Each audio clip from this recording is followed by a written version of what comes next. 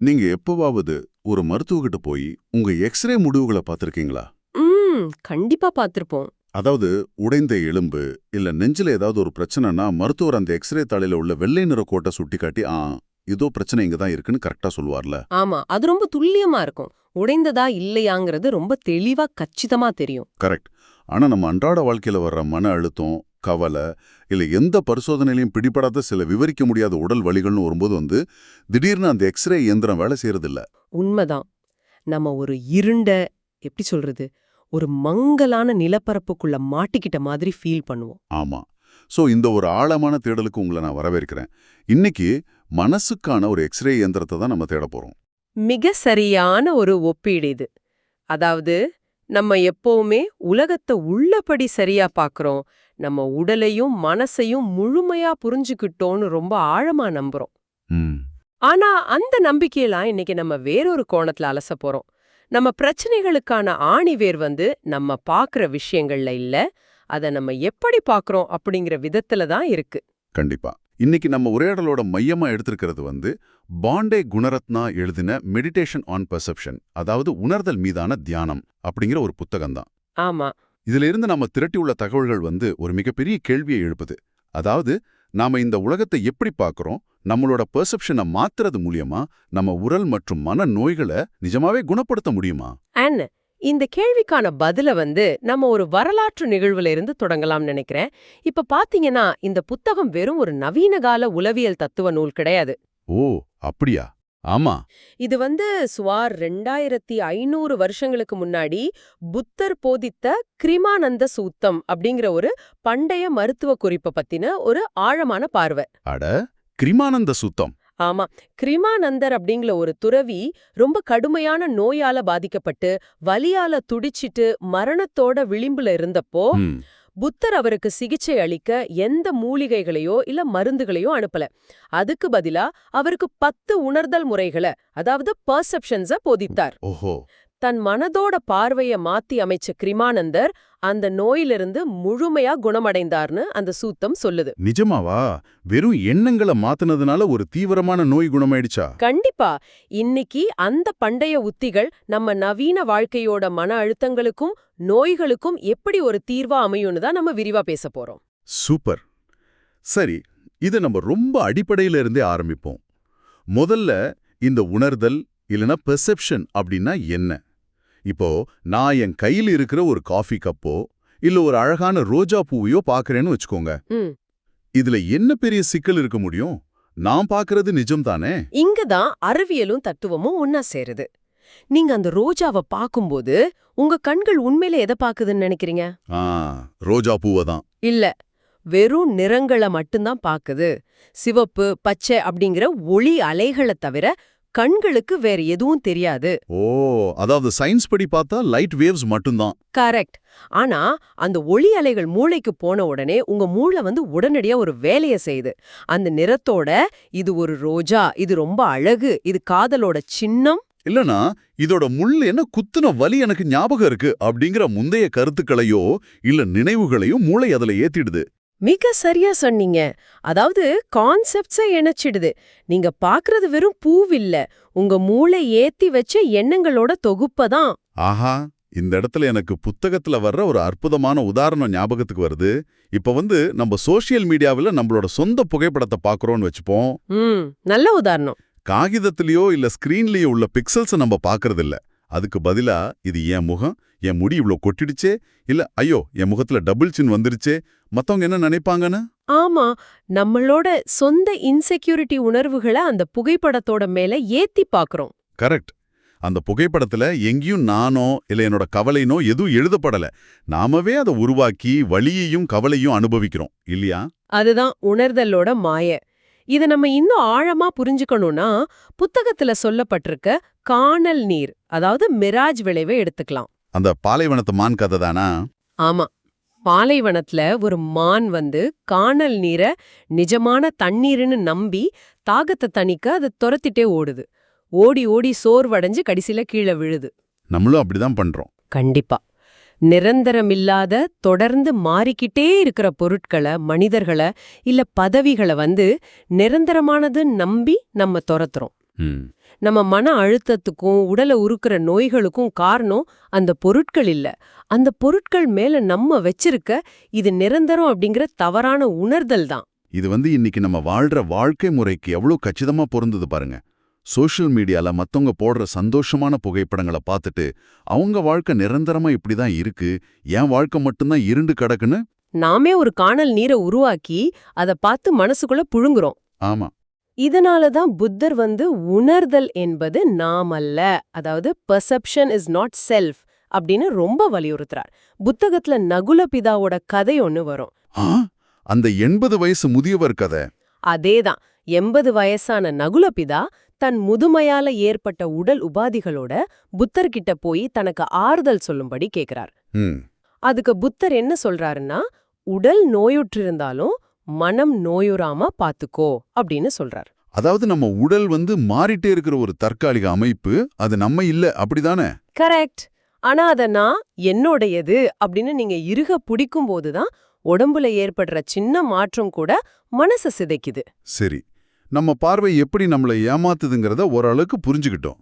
ஆனா இதுல இருந்து எப்படி வெளியே வர்றது? அந்த கிருமானந்தரோட நோயை குணப்படுத்த புத்தர் கொடுத்த அந்த உணர்தல்களுக்குள்ள நம்ம போவோம். கண்டிப்பா போலாம். முதல்ல நம்ம உடலை எப்படி பார்க்கணும்னு அவர் விளக்குறாரு இல்லையா? அந்த முதல் 4 படிநிலைகள். ஆமா, முதல் விஷயம் எல்லாமே மாறிக்கிட்டே இருக்கு அப்படிங்கிற நிலையாமை, அதாவது இம்பர்மனன்ஸ். அப்புறம் எதிலும் நிரந்தரமான ஆன்மா இல்ல அப்படிங்கிற சுயமின்மை, நான் செல்ஃப். ஆமா, எந்த ஒரு நிலையற்ற பொருளும் நமக்கு நிரந்தரமான சந்தோஷத்தை தர முடியாதுங்கிறத ஆழமா புரிஞ்சுக்கிறது தான் மன தளர்விக்கான, அதாவது ரிலாக்ஸேஷனுக்கான முதல் படி. ஆனா இங்க எனக்கு ஒரு பெரிய சந்தேகம் வருது. என்ன சொல்லுங்க? புத்தகத்துல அடுத்தடுத்த உணர்தல்களா தூய்மையின்மை மற்றும் ஆபத்து பத்தி சொல்லப்பட்டிருக்கு. அதாவது இம்பியூரிட்டிஸ் அண்ட் டேஞ்சர். ஆமா. உடலை 32 கூறுகளா பிரிச்சு பார்க்கணும். மலம், சளி, பித்தம், ரத்தம், சீல்னு பார்க்கணும்னு சொல்றாங்க. அது மட்டும் இல்லாம உடம்புல ஏற்படக்கூடிய ஆஸ்துமா, காய்ச்சல், குடல் நோய்னு 48 வகையான நோய்களை பத்தி தியானிக்கணும்னு சொல்லியிருக்காங்க. சரி, ஆனா இன்றைய காலகட்டத்துல நம்ம எல்லாரும் ஜிம்முக்கு போறோம், டயட் இருக்கோம், உடம்பு ஒரு கோவில் மாதிரி பாதுகாக்கிறோம். இப்படிப்பட்ட ஒரு நிலையில உடம்புல உள்ள தூய்மையற்ற விஷயங்களை பத்தியும் பயங்கரமான நோய்களை பத்தியும் யோசிக்கிறது ரொம்ப மனச்சோர்வை, ஒரு டிப்ரெசிங் ஃபீலிங்கை தராதா? இது எப்படி ஒரு நோயாளியை குணப்படுத்தும்? எனக்கு என்னமோ இது பயத்தை அதிகரிக்கும் தோணுது. நீங்க கேக்குறது மிக நியாயமான கேள்வி. இந்த புத்தகத்தை படிக்கிற பலருக்கும் இந்த சந்தேகம் கண்டிப்பா வரும். ஆமா, வராம எப்படி இருக்கும்? ஆனா இதோட உண்மையான நோக்கம் வெறுப்பையோ இல்ல மனச்சோர்வையோ வளர்க்கறதுக்காக கிடையாது. இது சமநிலையா, அதாவது ஈக்வானிமிட்டிய அடையறதுக்கான ஒரு உளவியல் கருவி. ஓ, சமநிலையா? ஆமா. புத்தகத்துல வர்ற அந்த தானிய மூட்டை உதாரணத்தை பாருங்களேன். ஒரு பையில 32 வகையான தானியங்கள் இருக்கு. அதை திறந்து பார்க்கும்போது நீங்க என்ன செய்வீங்க? இது அரிசி, இது பருப்பு, இது கடுகுன்னு உள்ளபடி பாப்ப. கரெக்ட். நீங்க அரிசிய பார்த்து காதல்ல விழுறதோ இல்ல கடுக பார்த்து கோபப்படுறதோ கிடையாது. ரெண்டும் அந்த பையில உள்ள பொருட்கள், அவ்வளவுதான். ஆஹா, அதாவது நம்ம உடலையும் அந்த தானிய மூட்டை மாதிரி எந்த விதமான உணர்ச்சி கொந்தளிப்பும் இல்லாம பார்க்கணும்னு சொல்றீங்களா? மிகச் சரியா பிடிச்சிட்டீங்க. நம்ம பொதுவா நம்ம முடிய பார்த்தோ சர்மத்தோட நிறத்தை பார்த்தோ ரொம்ப பெருமைப்படுறோம். அதனால தான் ஒரு முடி கொட்டும்போது கூட நம்ம ரொம்ப பதற்றம் அடையறோம். ஐயோ, என் அழகு போயிடுச்சுன்னு தவிப்போம். ஆமா, இந்த தவிப்பு மூளைக்கு ஆபாயம் அப்படிங்கிற சிக்னலை அனுப்புது.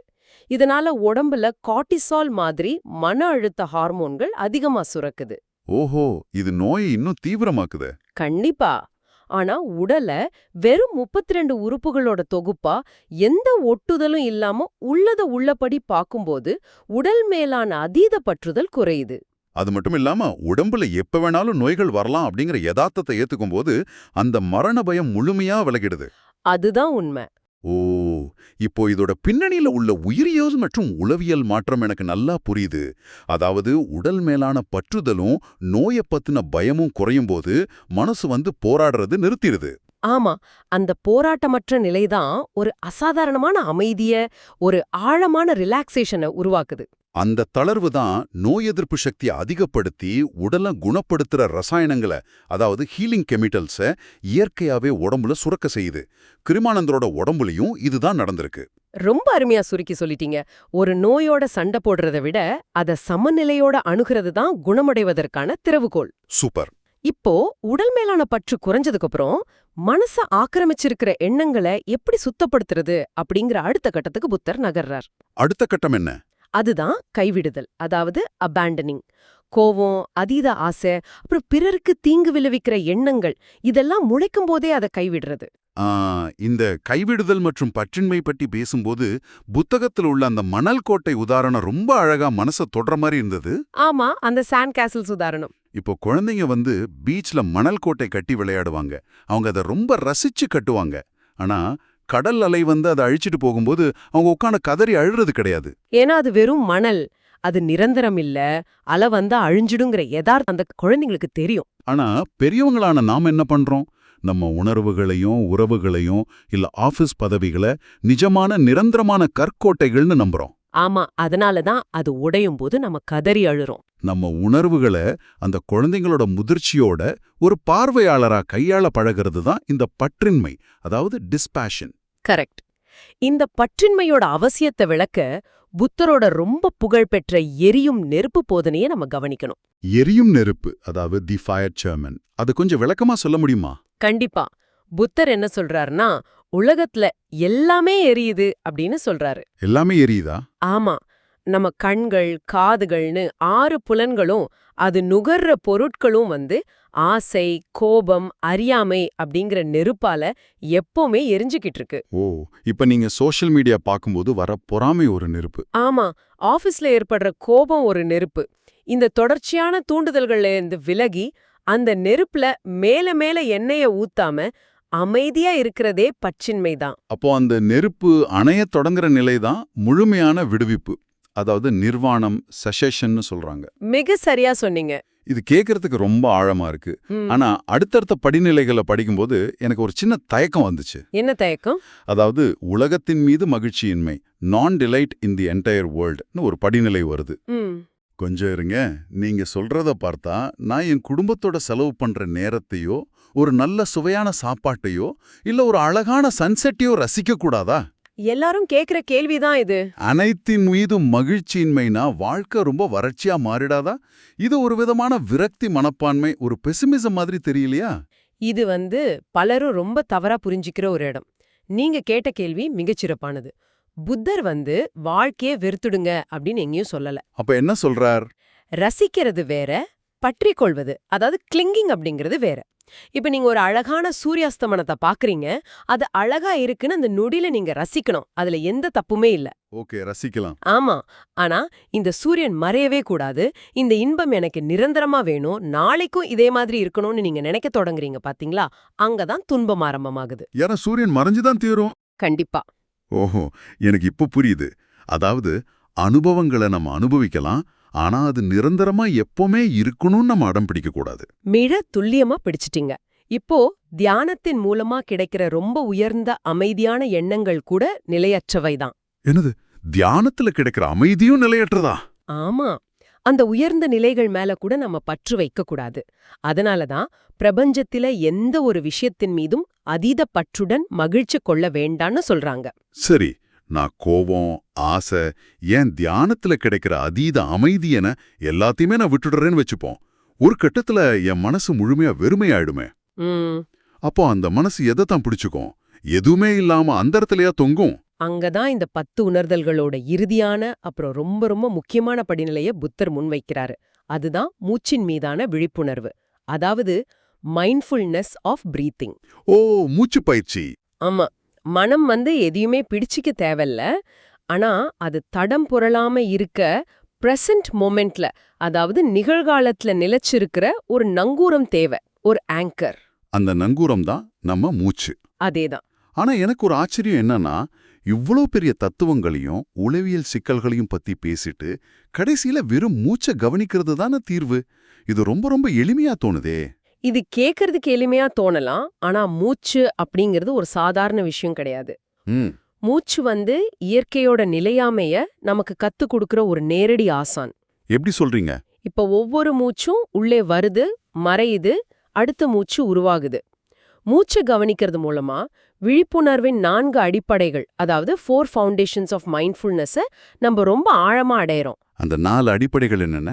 உடல், உணர்வுகள், மனம் மற்றும் நிகழ்வுகள் இது எல்லாத்தையும் எந்த விதமான பற்றுதலும் இல்லாம ரொம்ப விழிப்புணர்வோட கவனிக்கிறது தான் அது.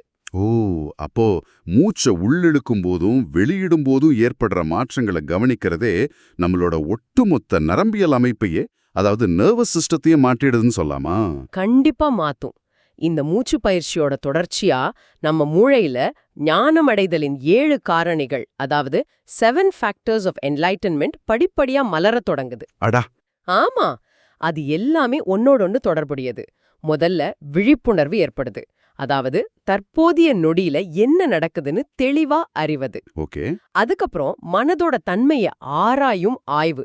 இந்த தெளிவு கிடைக்கும்போது நமக்குள்ள ஒரு அளப்பரிய ஆற்றல் பிறக்குது. அந்த எனர்ஜி தான் எந்த பொருளின் மீதும் சார்ந்திருக்காத ஒரு தூய்மையான மகிழ்ச்சியை உருவாக்குது, சரியா? சரியா சொன்னீங்க. அந்த மகிழ்ச்சி ஆழமாகும்போது அது ஆரவாரம் இல்லாத அமைதியா மாறுது. மனசு அலைபாயாம ஒருமுகப்படுற கவனம் கைகூடுது. அதான் கான்சென்ட்ரேஷன். ஆமா.